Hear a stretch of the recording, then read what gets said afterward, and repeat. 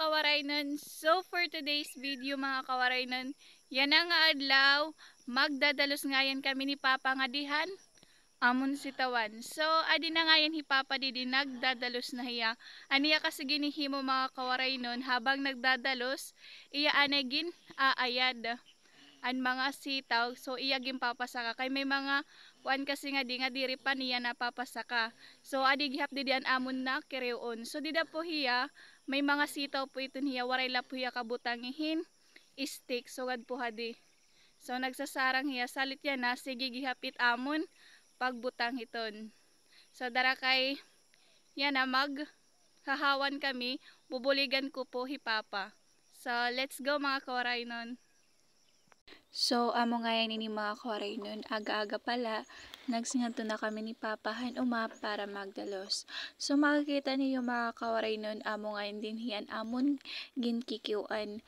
An malangan la kasi mga kawaray nun han amon pagdalos, kay nagsalado kasi an sitaw ngan mga banwa. Salit makuri an paghinakakiwa kay magsalado kasi an banwa nga gamuton or nalatay nga dahan mga sitaw. So, kailangan talaga namon maging mahina iton amon pagkiwa kay may posible nga makiwa namon iton punuhan sitaw. Salit malangan la talagan amon pagdadalos kay damo kasi an banwa nga danghan ilaruman sitaw lalo na nga nakalatag langan halaba iton iya kuan nga waray pahiya stick nga gintutod kan.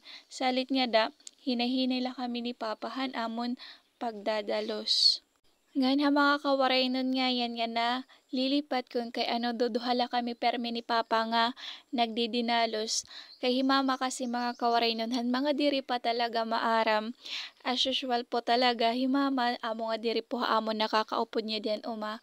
Kay himama kasi na stroke amo po nga diri po yan nakakakadihan uma. So salit hi kami iton ni Papaan nakakakadtuhan uma nga nagdidinalos ngan danay liwat direk nakakakadto kay sometimes may dagyapak ginihimo nga mga kailangan trabahoon ko lalo na ha eskwelahan. So salit yan na nga permi nga waray na kami klase permi nagyapa ko nakakabulig kan Papan mga trabahoon nga dihan uma.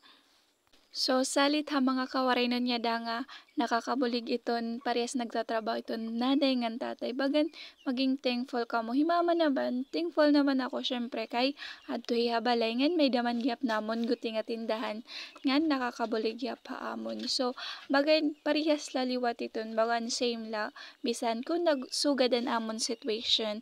So, ha mga kawaray nun niya da nga sugad it sitwasyon nga bisan kun makore iton iyo pakabuhi lalo na ha mga parag-uma ha mga yan nga nowadays kasi talaga makore iton pag hinikakwarta.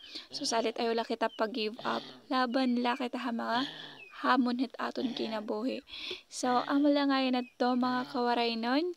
Comment, like, and share, and papala na la po. Damo po nga salamat han iyo support. Bye-bye!